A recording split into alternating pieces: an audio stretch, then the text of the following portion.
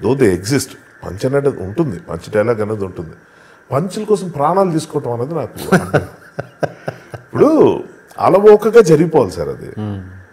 అది క్యారెక్టర్లోంచి పుట్టాలి, ఒక క్యారెక్టర్లోంచి ఆ మాట రావాలి.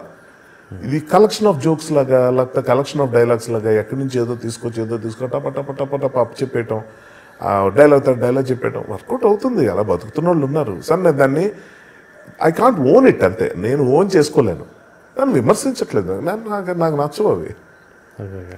త్రివిక్రమ్ గారు రాస్తే వాటిని ఏమంటారు మీరు? త్రివిక్రమ్ గారు రాసే పంచ్ డైలాగ్లా అవి బాగుంటాయి. కలేజా మూవీ అన్నది నాకు పెద్ద షాక్. అసలు ఆ సినిమా ఆడకపోవడం ఏంటి? రైట్, నేను ఒప్పుకుంటాను, నేనే చెప్తాను ఏంటి అంత విపరీతమైన ఫ్యాన్ నా మూవీకి. నేను ఆ మూవీకి ప్రాబ్లమ్ స్టోరీ లేకపోతే ఇంకేదో ఉంటుంది, ఒక్కొక్కటి చెప్తాడు. వాళ్ళందరికన్నా నేను ఇంకా ఎక్కువ చెప్పొచ్చు. కానీ నేనేమంటానంటే ఆ సినిమా అటువంటి ఫిల్మ్ మూవీ అది మన ఒక స్టోరీ లైన్కి కన్ఫైన్ అయిపోయి ఉండదండి, నా ఉద్దేశం అది. అందులో చాలా గ్రేట్ పర్ఫార్మెన్స్ ఉంటాయి. మహేష్ బాబు చేసిన పర్ఫార్మెన్స్ అంటే ఇంకా నా భూత నా భవిష్యత్తులా ఉంటుంది.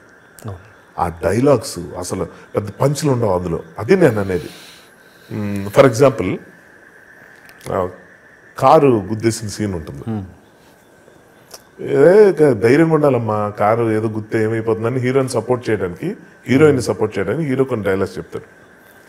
చెప్పినప్పుడు అతను వెనకున్న కారు ట్యాక్సీ గురించి చెప్తే నా కారు అంటే ఇదా అని అర్థమైపోయిన తర్వాత అక్కడికి వెళ్ళి కారుని చూసి ఏడుపు వచ్చేస్తుంది. అసలు ఏం పంచి ఉంది అందులో అంటే నేను అదే అంటున్న, క్యారెక్టర్ నుంచి రావాలి. ఇప్పుడు గిరిధర్ ఒక క్యారెక్టర్ చేశాడు అందులో, ఒకటే సీన్. గిరిధర్కి నేను అదే చెప్తుంటా, భయ్యా నీ చాలా లక్కీ ఫెలో నువ్వు. ఆర్టిస్టుల్లో నీలాగా ఒక్కొక్క సీన్లో వస్తుంటాడు. కొన్ని సినిమాల్లో త్రివిక్రమ్ గారికి ఆల్మోస్ట్ ఉంటాడు. ఆ ఒక్క చేసినా పేలుతూ ఉంటుంది. ఎంత కబుర్లు చెప్పి ఏంట్రా రేపు చేసేద్దాం చూస్తున్నావు హీరోయిన్ అది ఇదని మహేష్ బాబు మీద ఎక్కిన తర్వాత మహేష్ బాబు ఏదో రియాక్ట్ అవబోతుంది, టక్మని వెనక్కి వెళ్ళిపోయి ఆ దేవుడనే వాడు ఉన్నాడు రా సంగతి చూసుకుంటే. ఇది పంచ్ డైలాగ్ కాదండి, అంటే punch for the sake of punch కాదు. ఇవన్నీ మనకి ఆ సినిమా అంటే కుప్పలు తెప్పలు.